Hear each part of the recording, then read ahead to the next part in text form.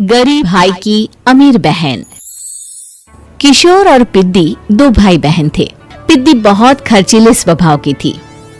वो जितना कमाती अपने ऐशो आराम में पैसे उड़ा दिया करती। लेकिन किशोर समझदार था, घर को साथ लेकर चलना जानता था। अपनी बहन के जितना कमाता तो नहीं था, लेकिन फिर भी वो किसी तरह घर का खर्च चला लेता था। एक दिन पिद्दी किशोर से कहती है, किशोर तुम थोड़ा ज्यादा क्यों नहीं कमाते?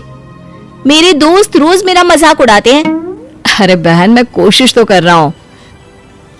अच्छा सुनो, अगले महीने रक्षाबंधन है, मुझे सोने का हार चाहिए, इससे कम कुछ भी ना लूंगी। अरे दिला दूंगा बहन। किशोर को पूरी रात नींद नहीं आती। उसके दिमाग में बस ये चल रहा था कि उसकी माली हालत इतनी बिगड़ चुकी है, अब वो सोने का हार कहां से लाएगा। अगले दिन किशोर सुबह सुबह घर से ये बोलकर निकल गया कि पिद्दी, मैं गांव से बाहर जा रहा हूँ, कुछ दिन घर नहीं आऊंगा। किशोर ने अपने काम के साथ साथ फेरी में कपड़े बेचने भी शुरू कर दिए, जिससे वो ज्यादा से ज्यादा पैसे कमा सके। रात में वो एक बिल्डिंग की चौकीदारी भी करने लगा। अपने काम से थोड़ा बहुत समय निकालकर बस कुछ घंटे की नींद ले पाता था।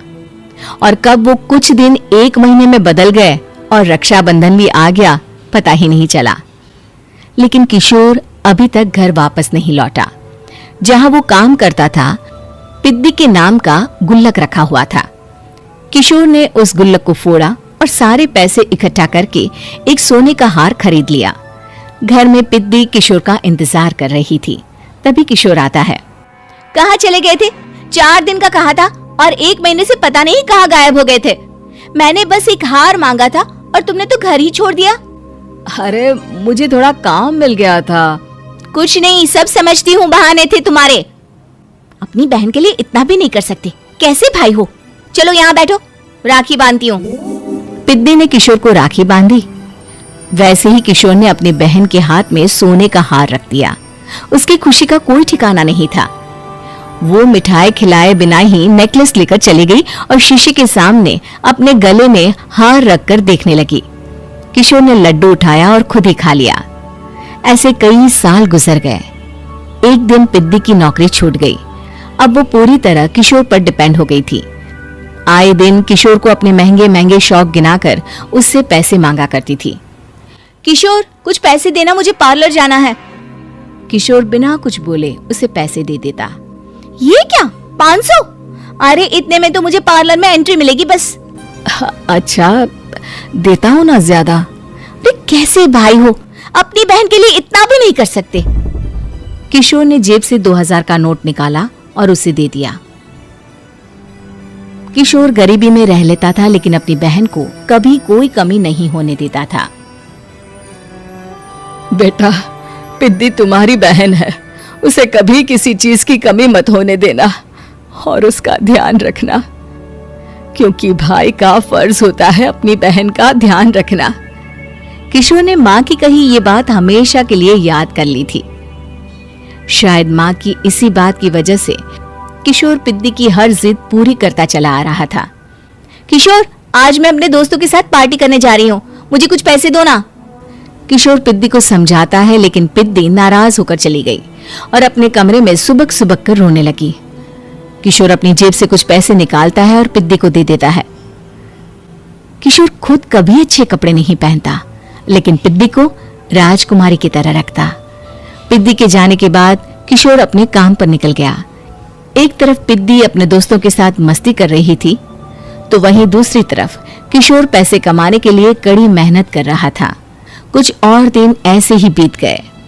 एक दिन पिद्दी एक लड़के को लेकर घर आई और उसे किशोर से मिलवाया।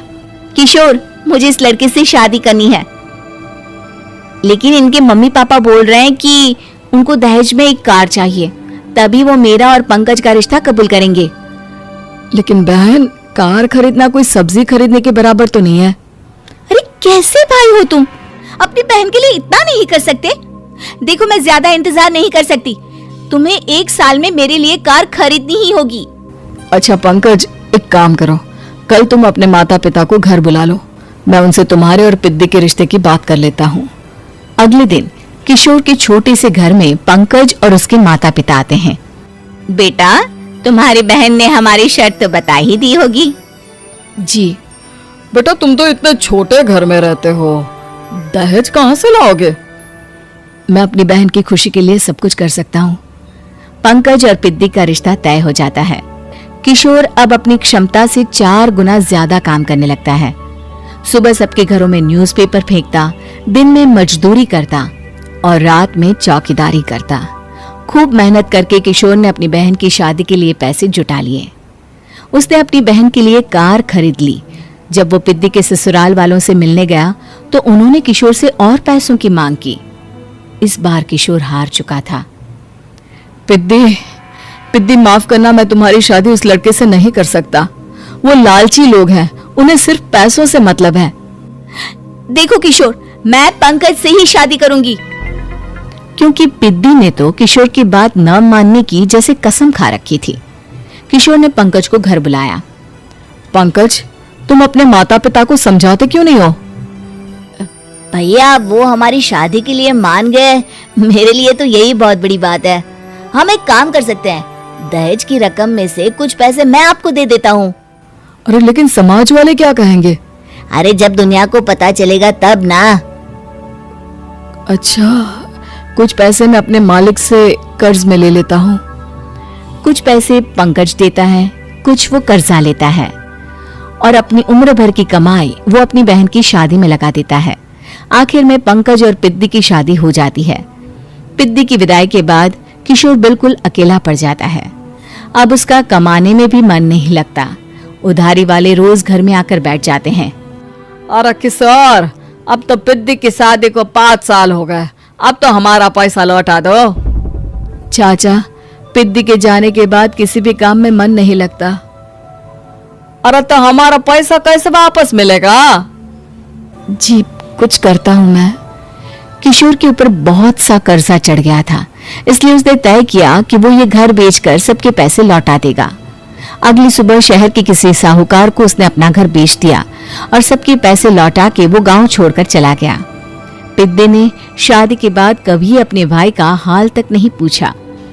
किशोर को फर्क नहीं पड़ता था, बस ससुराल में उसकी बहन खुश है ये जानकर उसे खुद की खुशी मिलती थी और ये सोचकर कि उसने मां से किया हुआ वादा पूरा कर दिया।